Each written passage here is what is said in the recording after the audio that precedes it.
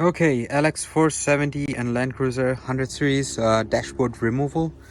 Just a quick overview of what needs to be removed in order for the dash to come out, and I'll give you an overview of what bolts are holding the dash in place. So first thing first, what I've done is remove the front two seats so that I can gain access to the console screws. So console screws, four screws on both sides, and then 10mm bolts, four of them on the black box. Remove this, the wooden bezel that goes, the lighter bezel just pulls out. There are no screws holding it. Then there is a plastic trim which is held on with four screws, two screws or one screw on each side, and then two up front. So that comes out. If you see any connectors holding it in place, just release these connectors from the trim, so it makes it easier. Up above, the grip handles needs to come out. The side trims for the pillar on both sides, they need to come out because they hold dash in place as well. If you can see, there are hinges holding that trim in place, so they need to come out. And then the AC vents, the wooden bezel, it pulls out as well, disconnected. And then you'll have four bolts connecting holding the dash with the metal piece, metal brackets on the back. So unbolt them, unscrew them.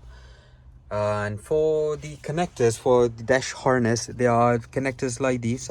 Just unscrew it and then pull it out. Sometimes they get sticky, so try and keep at it. Unscrew, pull, so eventually they come out. But sometimes it takes time, sometimes they're just easy.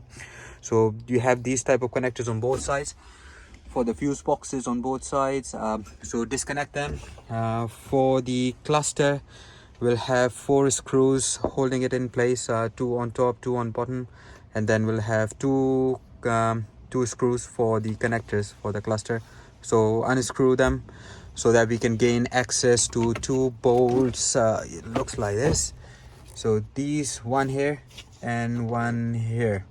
So unscrew these so that the dash is released from the metal bar behind. And for the steering wheel, you can leave the steering in, but I think it's just easier to pull the dash out, but it's up to you. I was removing a cluster, so I thought might as well remove the steering as well because it wasn't moving up and down. But it's up to you really. And for the dash trims, these trims, they have two screws up front, one on the bottom, and remove them. This comes out, all those, and the metal plate and the plastic trim. That's easier. Whatever screws and bolts you see here, pull it out easy. So once all these things are out of the way, the pillar trims, center console, air vents, all this, for dash, you'll have one bolt here, two bolts behind the cluster, four bolts behind this AC vent, and on the other side you'll have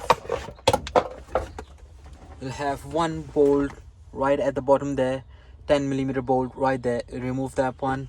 And once you remove the glove box and the black cover, I believe most of these screws bolts will be gone anyway. So if you see any, just remove them. Will be one bolt here, one there, one on top, one here. Once this is removed and all the wiring harness is disconnected from both fuse boxes, there are two 12mm bolts for the airbag, one here and one there, if you can see one there. So remove them.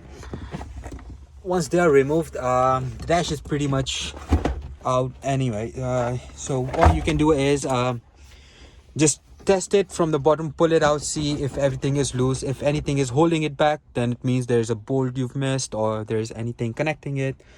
But that's it really. So once this is loose, and from the top, what you can do is you can push it up and pull it towards yourself. So there are metal hinges, or the dash hinges holding it in place. Like you see, the connector there is holding these these hinges are holding it in place. So what you can do is you can just pull it up and then push it towards yourself, and it just becomes easier. So in this case the dash is already loose. I've taken it out, and that's about it really. If you have any questions, just let me know. I'll be more than happy to help.